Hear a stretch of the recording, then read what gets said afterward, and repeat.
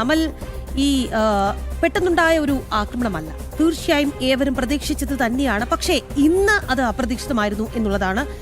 സേനാ വിന്യാസം ഇതിനോടകം തന്നെ അമേരിക്ക നടത്തിയിരുന്നു.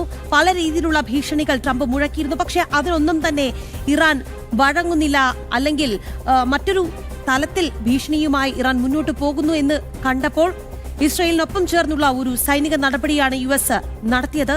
എങ്ങോട്ടേക്കാണ് പോകുന്നത്? തീർച്ചയായും ഇത് ഇപ്പോഴുണ്ടായ ആക്രമണം എന്ന് പറയാൻ കഴിയില്ല. കാരണം കഴിഞ്ഞ വർഷങ്ങളായി ഇസ്രയേലിന്റെ തുടക്കം മുതൽ ഈ ഒരു നേരെ എതിരെ നിൽക്കുന്ന 3 സംഘടനകളുണ്ട്.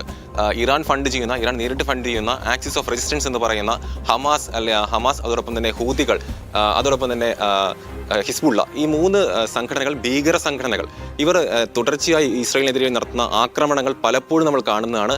2023 ഒക്ടോബറിലെ ആക്രമണം നടത്തിയത്, അതോടൊപ്പം ഹമാസ് നടത്തിയത് ഇസ്രയേൽ വൻ നാശം വിധിച്ചു. എത്രത്തോളം ആൾക്കാർ കൊല്ലപ്പെട്ടു എന്നുള്ളതും എത്രത്തോളം ആൾക്കാർ ഇപ്പോഴും പിടിയിലായി എന്നുള്ളതും കഴിഞ്ഞിടയ്ക്ക് കുറേ പേരെ ആക്കിയവരെ തിരികെ നൽകിയതും ഒക്കെ നമ്മൾ കണ്ടതാണ്. അത്രത്തോളം ഇസ്രയേൽ എക്കാലവും നേരിടുന്ന വലിയൊരു ഭീഷണിയാണ് ഈ ഹിസ്ബുള്ളയും ഹമാസും ഹൂത്തികളും. അതോടൊപ്പം തന്നെ ഇവർക്ക് ഫണ്ട് ചെയ്യുന്ന ഇറാനെതിരെ ഇസ്രയേൽ നടത്തുന്ന നടപടികൾ നമ്മൾ കാണുന്നതാണ്.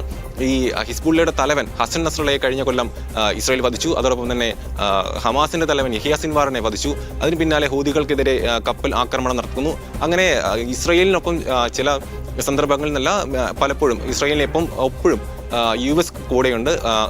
ഈ ഒരു ഹൂതികൾ കപ്പൽ തകർക്കാൻ അമേരിക്ക എപ്പോഴും ഒരു നടപടി സ്വീകരിച്ചിട്ടുണ്ട്. ആ ഒരു ഘട്ടത്തിൽ ഇസ്രയേൽ നേരിടുന്ന ഏറ്റവും നേരിടുന്ന പ്രശ്നം, ആ ഒരു പ്രശ്നത്തിന് US കൂട്ടു നിൽക്കുന്നു. ആ ഒരു ഘട്ടത്തിലാണ് ഇപ്പോൾ ഇറാനെതിരെ അമേരിക്ക ഒരു ആണവായുധ ശേഷി വികസിപ്പിക്കുന്നതിന് ചൊല്ലി ഒരു തർക്കമുണ്ടാകുന്നത്. ആ തർക്കം, ആണവധാരണ ചർച്ച ഒരു തരത്തിലും എത്തിയിട്ടില്ല. എങ്ങും എത്താതെ ചർച്ചകൾ മുന്നോട്ട് പോവുകയാണ്. കഴിഞ്ഞ ദിവസം ജനീവയിൽ നടന്ന ചർച്ച പാളിപ്പോയിരുന്നു. അതോടൊപ്പം തന്നെ ഇനി വിയനയിൽ നടക്കാനിരിക്കുകയാണ്. ആ ഒരു ഘട്ടത്തിൽ ട്രംപ് പറഞ്ഞിരുന്നു, നമ്മുടെ ഈ ഒരു ചർച്ചയിൽ ഒരു ധാരണയും എത്താത്തതിൽ തനിക്ക് അതൃപ്തി ഉണ്ടെന്ന് ട്രംപ് കഴിഞ്ഞ ദിവസം വ്യക്തമാക്കിയിരുന്നു. ഈ ഒരു അതൃപ്തി ഉണ്ടെന്ന് വ്യക്തമാക്കി തൊട്ടു പിന്നാലെയാണ് ഇസ്രയേൽ ആക്രമിച്ചു എന്നൊരു വാർത്ത വരുന്നത്. പക്ഷേ ആ ഒരു ഘട്ടത്തിൽ ഈ ഒരു ആണവശേഷി ചൊല്ലിയുള്ള അതിനപ്പുറം ഇതൊരു ഭീകരതയ്ക്കെതിരെയുള്ള പോരാട്ടമായി അമേരിക്ക പറയുന്നു, ഇസ്രയേൽ പറയുന്നു. ട്രംപ് പറഞ്ഞതും ഇങ്ങനെ തന്നെയാണ്. ഇപ്പോൾ നെതന്യാഹുവിന്റെ വാക്കുകളിൽ നിന്നും വ്യക്തമാകുന്നതും ഇത് തന്നെയാണ്. നെതന്യാഹു കൃത്യമായി പറയുന്നുണ്ട്, എത്രത്തോളം അവരെ തീർക്കാൻ കഴിയുമോ, ആ ഒരു പ്രശ്നം ഇല്ലാതാക്കാൻ കഴിയുമോ അത്രയും നാൾ വരെ ഈ ഒരു മുന്നോട്ട് പോകും എന്ന് തന്നെ വ്യക്തമാക്കുകയാണ് നെതന്യാഹു. കുറഞ്ഞതൊരു 4 ദിവസമെങ്കിലും ഈ യുദ്ധം ഇങ്ങനെ നീണ്ടു പോകുമെന്നാണ് നെതന്യാഹു പറഞ്ഞു വെക്കുന്നത്.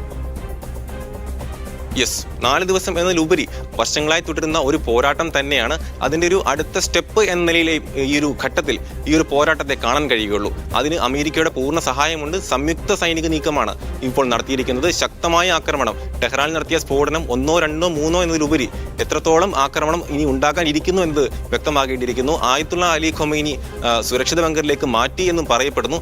പക്ഷേ ആയത്തുള്ള അലി ഖൊമൈനിയുടെ ഓഫീസിന് തൊട്ടടുത്ത് തന്നെ സ്ഫോടനം ഉണ്ടായിരുന്നു. ആ ഒരു സ്ഫോടനത്തിൽ ആയത്തുള്ള അലി ഖൊമൈനി സുരക്ഷിതനാണോ എന്നതിൽ ഇനിയും വ്യക്തത വരേണ്ടതുണ്ട്. അദ്ദേഹത്തിന്റെ സുരക്ഷിത ബങ്കറിലേക്ക് മാറ്റി എന്നത് സ്ഥിരീകരിക്കാത്ത റിപ്പോർട്ടുകളാണ്. സ്ഥിരീകരിച്ച ഒരു റിപ്പോർട്ടുകളും ഇതുവരെ വന്നിട്ടില്ല. അതോടൊപ്പം തന്നെ എത്രത്തോളം ആൾനാശമുണ്ടായി എന്നത് ഇപ്പോഴും സ്ഥിരീകരിക്കാനായിട്ടില്ല. ദൃശ്യങ്ങളിൽ നിന്നും സ്ഫോടനങ്ങൾ ഉണ്ടാകുന്നതും കെട്ടിടങ്ങൾ തകരുന്നതും ഒക്കെ വ്യക്തമാണ്. അതുകൊണ്ട് തന്നെ ആൾനാശം എന്തോളം, നാശനഷ്ടം എത്രത്തോളം എന്നതിൽ ഇനിയും വ്യക്തത വരേണ്ടതുണ്ട്. അതായത് അത്രത്തോളം ഉഗ്ര സ്ഫോടനങ്ങളാണ് അവിടെ ഉണ്ടായത്. അതുകൊണ്ട് തന്നെ യഥാർത്ഥത്തിൽ അവിടെ എന്താണ് സംഭവിച്ചത് എന്നുള്ള ചിത്രം ഇനിയും സമയമെടുക്കും തെളിയാനല്ലേ?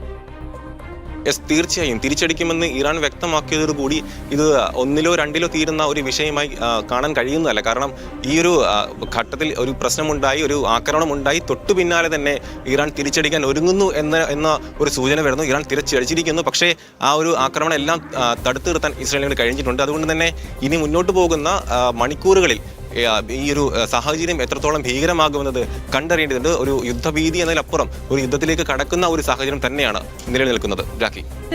ശരി അമൽ, എന്തായാലും അമൽ തുടരുക. നമുക്ക് ഈ ഓപ്പറേഷൻ എപ്പിക് ഫ്യൂറി എന്നാണ് ഇപ്പോൾ അമേരിക്ക ഇറാനെതിരായ സൈനിക നടപടിക്ക് നൽകിയിരിക്കുന്ന പേര് എന്നുള്ളതാണ്, ഓപ്പറേഷൻ എപ്പിക് ഫ്യൂറി. എന്തായാലും ഈ ഇറാനെ ഈ ഭൂലോകത്ത് നിന്ന് തുടച്ചു നീക്കുക, അല്ല എങ്കിൽ അവിടെ ഒരു ഭരണമാറ്റം. അതല്ലാതെ മറ്റൊരു വിട്ടുവീഴ്ചയ്ക്കും അമേരിക്ക തയ്യാറല്ല. അമേരിക്കയ്ക്കൊപ്പം തന്നെ ഇസ്രയേൽ ഉണ്ടാകും എന്നുള്ളത് ഇതിനോടകം തന്നെ വ്യക്തമായതാണ്.